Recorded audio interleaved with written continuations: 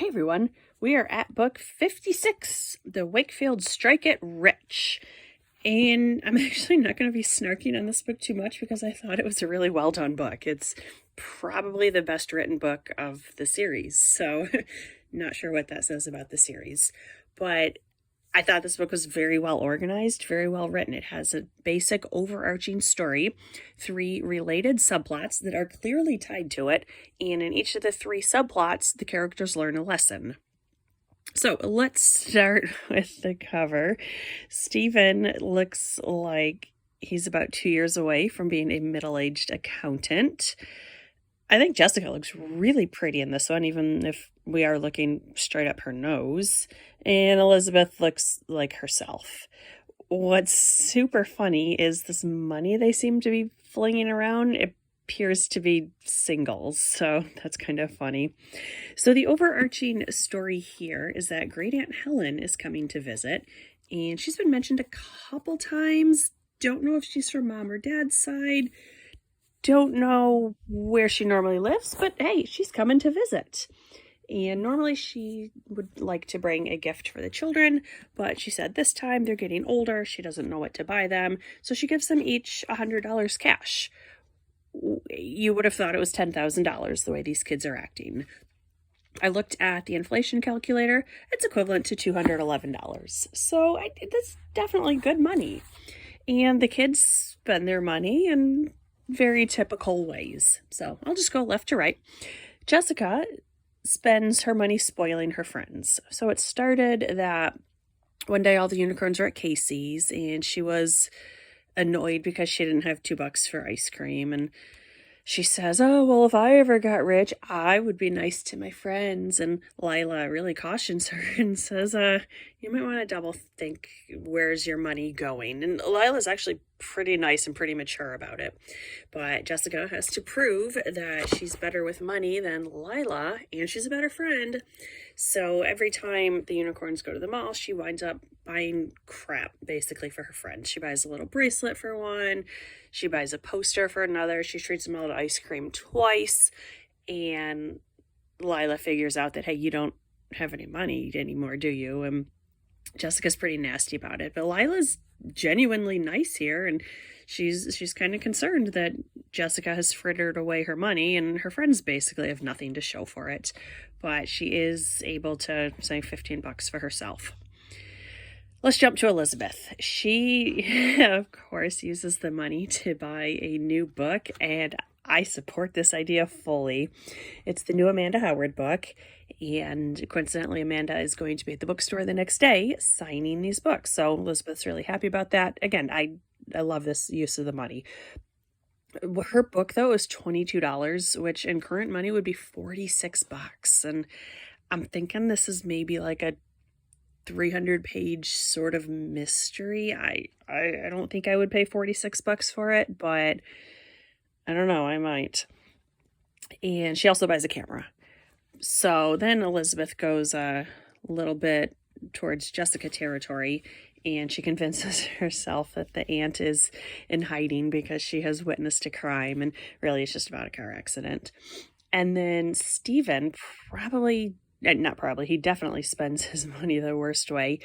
He has decided he's in love with this new girl named Jill Hale, even though she clearly likes Joe Howell, and Stephen blows all the money on her. First, he buys her a pair of earrings, which is creepy. They are not dating exclusively, and he buys her jewelry, and that's creepy.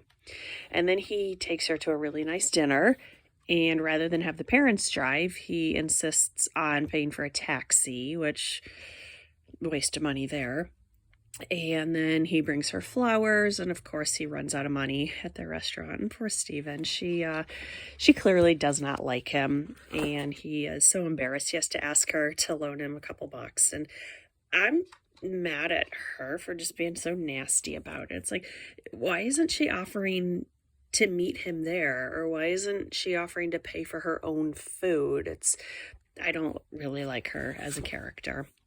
So his money is also gone, and then Elizabeth winds up spending the rest of her money. She's going to pool it with Jessica's money, really, and it just means that she's going to buy this shirt that Jessica wants under the guise of, well, maybe they can share it sometimes. And so it was kind of, I mean, the kids were very definitely playing into their own stereotypes, but I liked it. I liked that every plot was clearly tied to the main plot. And honestly, I think this was the best book in this series.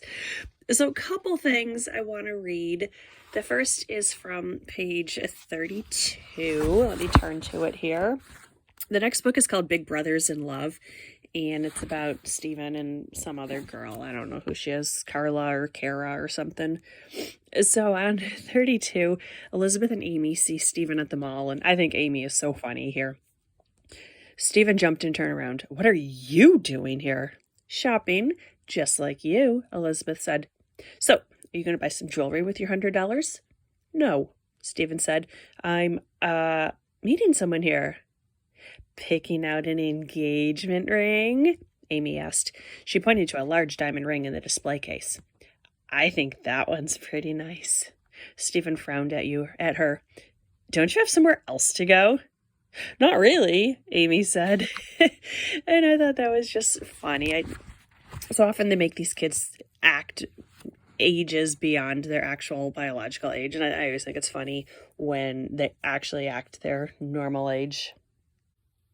And then on 54, Stephen is finishing up the date plans with Jill. He called her on the phone, and she really doesn't sound interested in this date, but she still agrees to go. And they hang up the phone, and "Okay, I'll see you tomorrow," Stephen said.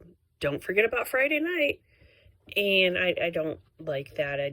I don't think that was a good thing for Stephen to say, because you just asked her out like 2 paragraphs ago. So I don't like that he's being so pushy here, and he's why do you need to be reminded of something 2 minutes later? So I didn't like that. And then, oh, this is funny. This is on 117. This is Aunt Helen talking about the trouble that she's in. "What about that letter you got?" Elizabeth asked. "That was from my insurance company," Aunt Helen said. "I have an insurance policy on my car so that I get reimbursed for any damage." And I just think it was so funny the way they worded it. "I have an insurance policy." She couldn't say "I have car insurance." I feel like everyone knows what car insurance is. So to phrase it the way they did, it just made it sound like it was super unusual and not something that normal people do. So I thought that was just funny how it was worded. And then at the very end, on page 134, 135, Stephen has gone back to Jill's house to repay her the money that she had borrowed. "Hi, Jill," Stephen said. "Sorry about last night." Jill toyed with the necklace she was wearing. "I've had better dates." And it's, if you don't have anything nice to say, geez. Later on the same page, Stephen. "Well, I guess I'll see you at school." Jill. "I guess." Stephen. "Maybe we could go to the Dairy Burger Monday afternoon. My treat. I promise." Jill. "I can't. I have other plans."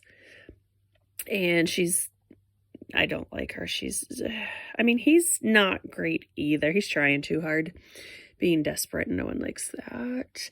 And then when he's biking home, it starts raining.